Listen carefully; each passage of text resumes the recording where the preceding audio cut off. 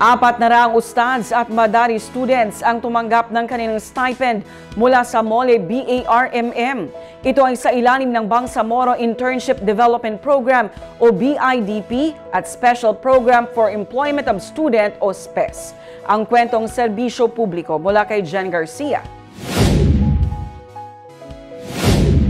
Isinagawa ng MOLE BARM ang pamamahagi ng stipend ngayong araw, August 18, 2025. 5,044 ang halaga ng stipend kada buwan sa ilalim ng Bangsamoro Internship Development Program o BIDP at Special Program for Employment of Student o SPES. Ang Bangsamoro Internship Development Program at Special Program for Employment of Students ay common components ng Kabataang 2000 sa ilalim ng Executive Order 139 Series of 1993. Ang Bangsamoro Internship Development Program ay isa sa mga flagship programs ng Ministry of Labor and Employment na naglalayong mabigyan ng oportunidad ang lahat ng unemployed dito sa BARM kung saan naging bahagi nito ang madrasa. Habang ang SPES naman ay naglalayong matulungan ng mga Madari students na ipagpatuloy ang kanilang pag-aaral sa probisyon na temporary employment na magbibigay sa kanila ng oportunidad na makapagsilbi sa gobyerno, non-government at private establishments, kasama rin ang mga local government units sa iba't ibang probinsya ng rehiyon. Bangsamoro Internship Development Program, isa sa mga flagship program ng Ministry of Labor and Employment na naglalayong mabigyan ng oportunidad po lahat ng mga manggagawa natin na unemployed dito sa Bangsamoro Autonomous Region in Muslim Mindanao. Ang kagandahan po nito, the beauty of it po is itong BIDP is ngayon naging parte po ang ating mga madaris or madrasa, which is sa national government is regular program lang po tayo. Sa atin, sa Ministry of Labor and Employment, partner po natin ang Hayatul Ulama in implementation po of the program, tapping all madaris schools po na pwede nating tulungan na magkaroon ng employment ang mga ustadjas po natin. Ang programa po na ito is through the leadership of our Minister Muslimin Bapa Musema in partnership po with our current Chief Minister Abdul Rauf Makakua, na isa sa mga mandato po nila is ibigay at ibaba ang programa ng MOLE sa lahat po ng Bangsamoro.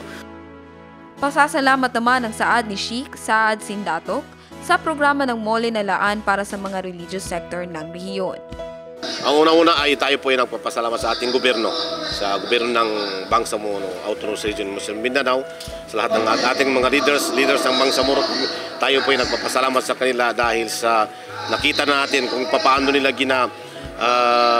tinutulungan ang mga brothers natin, ng mga ustadis sa religious sector, especially sa Hayatul Ulama. So ang ano natin dito ay kung ano ang naibigay ng MOLE na mga ipoprovide nila na mga papers o di kaya yung mga assignments sa kanila ay sana ay ma-accomplish nila yun para ang mangyari dito ay tuloy-tuloy ang programa. At sana inshallah ay tuloy-tuloy ang programa ng MOLE para sa Hayatul Ulama, para sa mga ulama natin, kasi napakalaking tulong ito sa mga religious sector. Mensahe ng pasasalamat din ang inihayag ng mga benepisyaryo ng programa. Tungkol sa programa no MOLE, nasa kami na panalamat kami sa Allah, bahasan siya ng wahutaga sa sa niya ang mga inisyatibilan, pagkasupol sa mga usajes, nando so mga tao adapa mong kanila na trabaho, siya Bangsamoro government. Kusuko kami sa wahutaga, bahasa no wahutaga sa mga opisyer tano, pagkando no wahutaga sa mga murian, kaando maka-implement po niya sa maraka ang mga gawaka. Masukran. Ang masasabi ko po ngayong araw, sa natanggap namin ngayong na beneficiary sa aming mga kabataan, pero sa Maranao, alhamdulillah, malaking papasalamat po ito na nakatanggap po kami na mga kabataan, na mga murid, mga tulabul ilm, na nakatanggap ng nanggaling sa BARM, alhamdulillah. So mapterotano, so tigira na ay katawiya meron na de kumar kami, na adum bisa kumar kami mga tulabul ilm. Kaya na nangangamiya BARM. So tigiran alhamdulillah.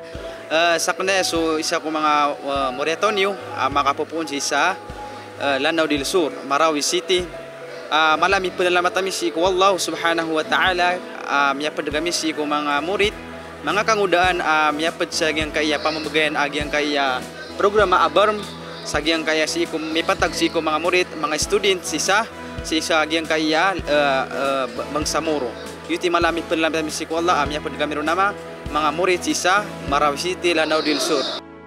Jen Garcia, iMinds, Philippines.